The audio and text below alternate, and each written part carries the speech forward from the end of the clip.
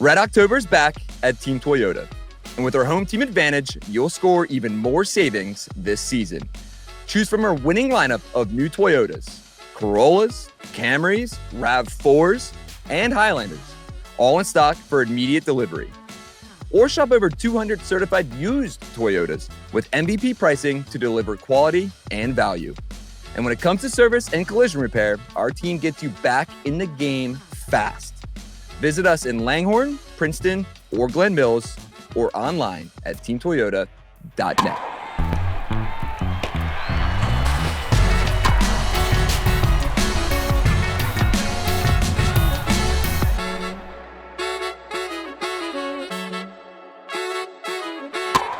Now that is more like it, Sean Kane. Let's go. What a win for your Philadelphia Phillies in the Game 3 of the NLDS. 8-2 winners over the Dodgers. They stave off elimination. Yes. I don't think I've ever typed in the word stave. You only use stave. In this sort of scenario. Only part of the vocabulary that it applies to. What you're saying really hoist is really the other word? You don't... You hoist the trophy. I feel like that's the only time you really use the word hoist. You hoist the cup. Yeah, right. So stave and hoist are the two words of the day. But what a win for the Phillies. And on that, welcome into Phillies Talk, presented by Team Toyota. I am Spencer McKercher, digital video producer, co-host of the podcast, joined by Sean Kane, the producer of Phillies pre- and post-game live. I got it right this time. Yes, sir. Man, we're going to keep this nice and short and quick because it is 1:29 in the morning on technically Thursday morning now. And the Phillies are getting ready to play a game. Let's do quick math. 12 hours, about 16 and a half hours will be Game 4. Yeah. And the fact that we're even sitting here talking about a Game 4 is phenomenal. And I don't know where you want to start. I think I want to start with Aaron Nola and Ranger Suárez, and then we'll transition into the offense because really those two starting pitchers and 1 through 4 in the lineup did what they needed to do and what we expected them to do all series long. Give me your takeaways from how Rob Thompson's plan for Aaron Nola and for Ranger Suárez all kind of executed perfectly. Yeah, it all worked out, which was good to see for Rob Thompson because obviously he had come under his share of criticism earlier in the series. And just my big picture thought before I get into the pitching is we were joking about stave off elimination. This group had never done that before. Every elimination game they have played since the start of that 22 run, they've lost. They lost Game 6 of the 22 World Series. That was the first time that whole postseason they faced elimination. They lost. Same thing in 23. The first time they faced elimination was Game 7 of the CS. And then, of course, we all remember last year, Game 4 of the DS. So just to show that character, to extend, to live to see another day, which they did. It's impressive. And to do it against the Dodgers at Dodger Stadium, just a really gutsy character win against a starting pitcher, Yamamoto, who had essentially been lights out for the better part of 2 months coming into that start on Wednesday night. Just very impressive. And yeah, good because there's a lot of question marks concerning the pitching. We questioned it in our last podcast, why just not start Ranger? But clearly they had a plan. They thought their best chance to get through that lineup a couple different times was to start with Aaron, and he got through it. A little bumpy in the first inning, but he saw his way out of it, pardon me. And then, got 8 outs, or pardon me, got 6 outs, faced 8 batters. And then in comes Ranger, and then first pitch he throws, Tommy Edman, not great. But that was it. Then he was great, and he settled in 5 innings. So Aaron and Ranger combined to go 7 innings, giving up 1 run, which can't ask for any more of that. And I think they're ready to go to Duran in the 8th before they blew it open in the top of the 8th, which is great because now Duran is nice and healthy and ready and fresh and rested for Game 4 on Thursday. So good pitching strategy. All's well that ends well. If it didn't work, we'd be criticizing it, but it worked out well for him. It was a good thought out plan. Ranger looked good. Ranger looked healthy. He did. Which was nice because we had our questions about that. So that was great. Well, I know we're going to talk about the offense, but I thought pitching wise, great job to hold that lineup down like they did at Dodger Stadium. It was impressive. And I think Aaron Nola being the pro that he is, right, going out there, I think Rob Thompson admitted after the game that the plan was 1 time through the lineup. Right. He ended up going through 2 innings, only allowed that 1 hit, got dicey in the first inning, but he really settled down through 22 pitches, got out of that inning with the strikeout of Freddie Freeman in the first, and then kind of just cruises right through the second inning there.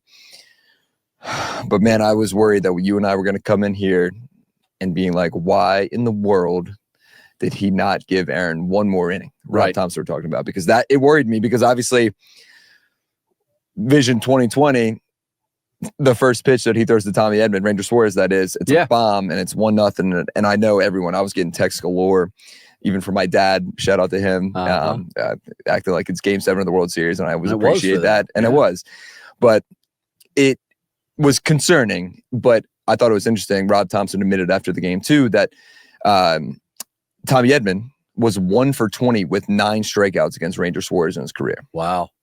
So it makes sense. Yeah. It makes sense. And Rangers threw a 93-mile-per-hour fastball right in the upper part of the plate, and Edman made him pay. But man, did he settle in. 5 hits, 5 innings, only the 1 earned run with the home run, 4 strikeouts. It was a really, really impressive performance from Ranger Suárez. And to me, again, we're going to get into the hitting, but I think Rangers really the start of the game, because when the hitters, the 5th inning and the 7th inning specifically, you had the bases loaded, you had runners on the corners in the 7th, and this offense couldn't come through. Right. But every time Ranger went out there and shut it down against a potent Dodgers lineup. And I thought that was really the most impressive part of this game. Yeah, no, for sure. The pitching was great. And Ranger, again, he's not the type of guy that's going to be phased, giving up a home run on the first pitch he throws or the first batter he faces. And you said it, settled in, did great. And away we go to Game 4. And Chris Sanchez is now normal rest, ready to go. Kyler Glass now, you got to light that matchup for the Phillies. And, still going to be a tough task. It's on the road. But try to get it back home and force a Game 5, which they're in a lot better spot than they were 48 hours ago. That's for sure. That's for sure. But the offense, I thought, like we've harped on it, rightly so, for 2 days, 2 games, pardon me, that they just need to hit. The big boys need to hit. The big boys hit. And for the first time through the lineup, it looked pretty much similar as it has, the first 2 games of the series. Yamamoto shut them down. But then Schwarber, everybody exhaled with that home run in the 4th inning. And I mean, it was a shot, but just get him on the board, 1-0, get Kyle going. And that just kind of opened the floodgates. They scored 3 runs in that 4th, and then they tack on 5 more in the 8th against Kershaw. But just good to see the offense going, and so good to see the bulk of the offense come from those guys. Yeah. Schwarber, a couple home runs, Turner, 3 hits, Harper, 2 hits and a double. I think they had 5 RBIs total, those 3 guys. So that's what you need to win. That's what they got, and they won. No coincidence. So just really good to see that offense get going, and hopefully they save some runs for tomorrow. Let's hope so, because we've seen this team with their outbursts and then come out the next day flat. But I think this is different. It feels different. The momentum is there, and you have to carry it. And Bryce Harper said it in the clubhouse. Aaron Nola said it in the clubhouse. Kyle Schwarber said it at the podium. You're now 0-0 again. Mm-hmm. You're going for 1-0 on Thursday afternoon. You have to have that mentality going forward. But man, everyone, not just us, I think everyone, rightly so, was critiquing the offense. Mm-hmm. And 1 through 4, mainly the top 3 hitters, but 1 through 4 on Wednesday night go 9 for 16. Yeah. Yep. And how about this? I never thought we'd be talking about this, but Alec Boehm with 2 intentional walks. Yeah, to get to Marsh twice. It's kind of wild. Yeah. And because, you get it. Marsh ends up going, 0 for 4? Mm-hmm. But he did have the RBI. Yeah, and he hit a ball hard to right field later in the game. Yeah, so, it was fine. He had that weird violation that got him a strike in that 1 at bat. Yeah, timer violation, which was complete nonsense. Yeah, it was strange. But yeah, and how about JT? JT, baby. I mean, 5 hits in the series, 4 extra base hits, hitting a little under 400 in these 3 games, and a big home run to get him started again in the 8th, because it was still 3-1. They missed out on some chances to score in the 5th and the 7th, and you're like, oh man, they're not tacking on. They're going to lose this game. Big 8th inning. JT kickstarted it. JT's been really good, man. Like really swinging the bat well this series, and they need it. And again, you and I have said so many times on this podcast, me personally, you kind of feel when the momentum is there and when it's not. And when these guys go up there and even game 1 and 2, you're like, okay, man, just even Trey in the 9th inning in game 2 on Monday, you're just like, man, I don't have faith. But on Wednesday night, my faith was there. Every time these guys stepped up to the plate, I was like, okay. My confidence was skyrocketed for them, and they came through. And of course, it really gets started with Kyle Schwarber. Yep. 455. That ball did not go 455 left feet. The stadium. There's no way. Yeah. And beyond you know what? Stairs. Oh, yeah. It was crushed. And maybe it is. Maybe Kyle Schwarber is kind of the leader of this team in terms of, hey, they just need to see a ball get crushed by Kyle, Mhm. and then they can kind of loosen everything up and play their game or their game that they're used to. Do you think that's the case? It's Kyle hits the home run, ties it at 1 in the 4th inning. At one point, they were 0 for 7 with runners in scoring position. They finished the game 2 for 9. But I think just seeing that ball leave the yard in such dramatic fashion, which again, kind of a cool stat. You and I talked about it during the game. 4 of the 5, it was 4 of the 5 longest home runs over the last 5 years have come off the bat in the postseason. Have come off the bat of Kyle Schwarber. Yeah, I believe it. Like the one in San Diego, that one tonight was unbelievable. That looked like it left the stadium. But yeah, no doubt. Like they feed off him. Like he's their guy. He was their guy all year. Everybody was aware. He was in an 0 for 21 coming into this game. His first at bat, I think he swung at the first pitch and grounded out. So it just kind of was like, come on, let's get going. And then once he gets going, you saw it. Like when in the regular season, when he gets going, when he heats up, he hits them in bunches. He hit 2 of them tonight, or Wednesday night, and yeah, they feed off him, and that was great to see. I'm sure it loosens everybody up a little bit, and the fact that they were able to tack on a few more in that inning.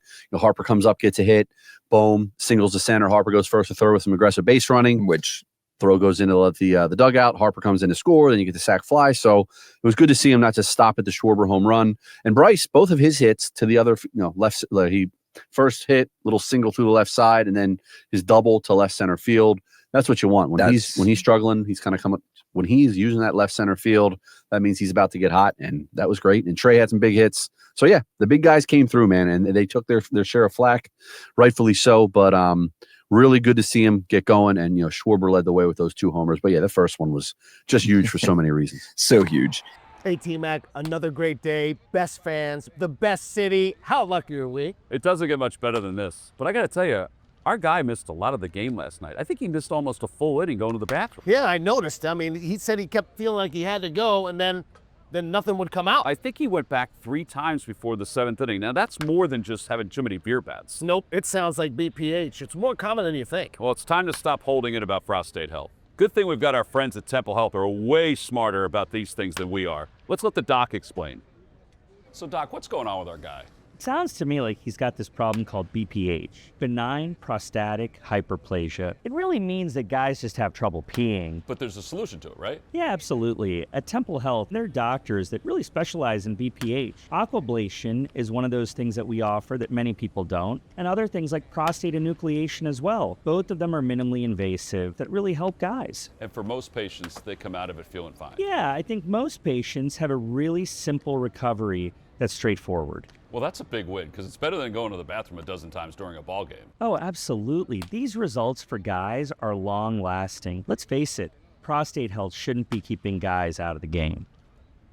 Hey, I ran into our guy again. No more backroom sprints. He's back in the game. He told me it was like the most relief he's had in years, in more ways than one. I mean, he even stayed for extra innings.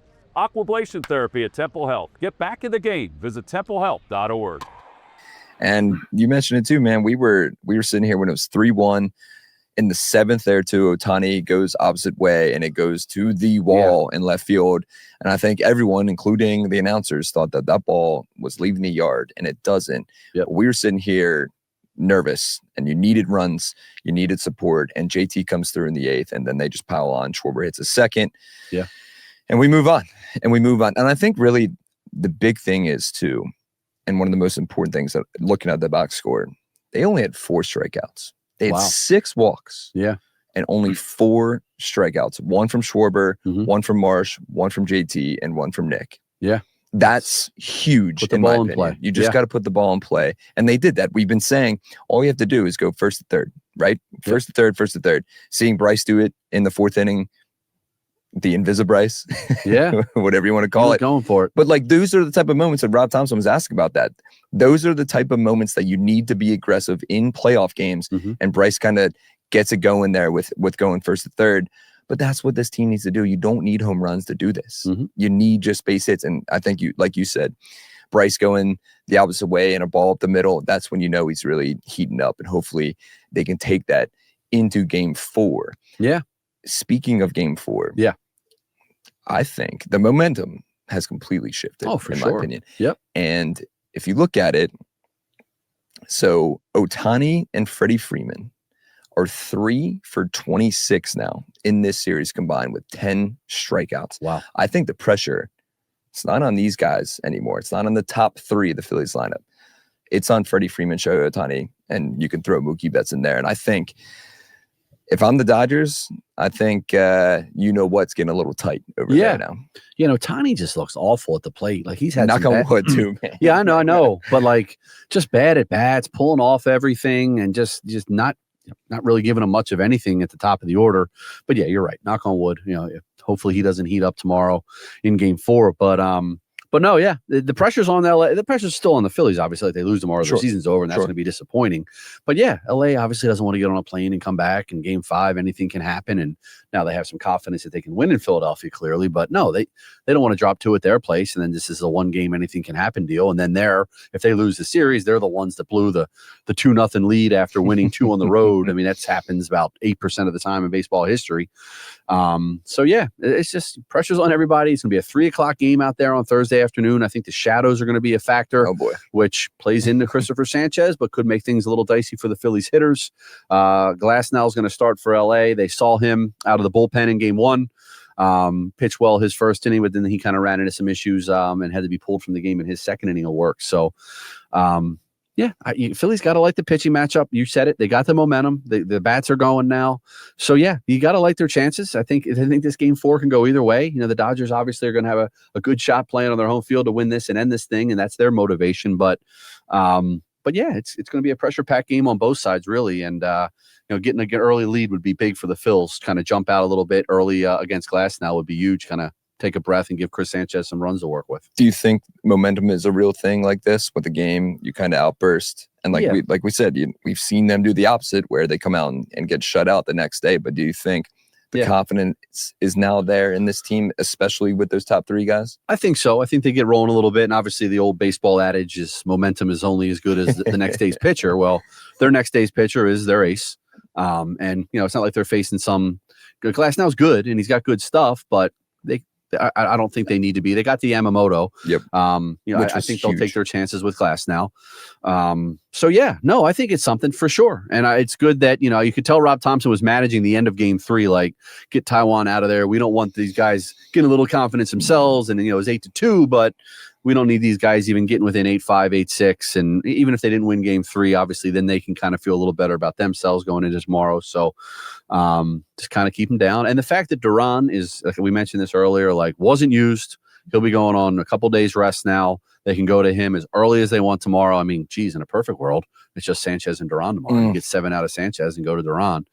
But I think they'll be all hands on deck. I think everybody, obviously, besides Ranger and Nola, will be ready to roll. So, I think they got to like where they are. And, I think the Dodgers, obviously, they would have signed up before the series for leading this series 2-1 with Game 4 at home. The Dodgers would have signed up for that, regardless of what happened in Game 3. So I think both teams they feel like they got a shot tomorrow, and it's certainly a pretty big swing game. The series will either be over or the Phillies are coming home for a Game 5. 10,000%. I think I'm right there with you. If you're a Dodgers fan, you're still feeling good, but I think, like I said, I think that pressure is fully on them now. And they're big guys. You mentioned Yamamoto. So since the start of September, he had 5 starts, had a .53 ERA in 33 2/3 innings with 43 strikeouts and only 1 home run allowed. Kyle Schwarber made that 2 home runs allowed with a monstrous shot in the 4th inning. I like where the Phillies are, which that's baseball, baby. As we like to say. I can't believe that we're sitting here talking about how I like their chances in Game 4 and trying to get back here in Game 5, because coming into tonight, we all sat here when everyone came into the office with Ricky and Ruben and Michael and Ben, and everyone wasn't that confident. Yeah. And the fact that we're sitting here, you needed a game like an 8-2 win. You had 12 hits. They like you said, they still had 8 hits, but I like their chances in Game 4 on Thursday afternoon. We'll see if the shadows come into play. We know it's been the battle of the shadows really all season long. Yeah. But we'll see. Is there anything else you want to hit on with Game 3? I mean, I'm just really pleased with Ranger Suárez, and it's good to see him come out. I think the interesting note is Tom McCarthy alluded to that. Well, real quick, Tom McCarthy was great on Phillies Post Game Live.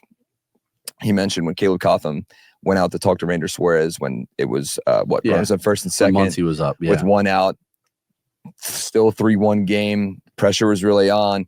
Caleb Coffin goes out there to talk to him, and Ranger said, let's just throw a slider and see what happens. And he threw the slider. Play. I think he said, throw a slider, get a double play ball. Yep. And guess what happened? Threw a slider, got a double play ball, and it got out of the inning, which was another huge play.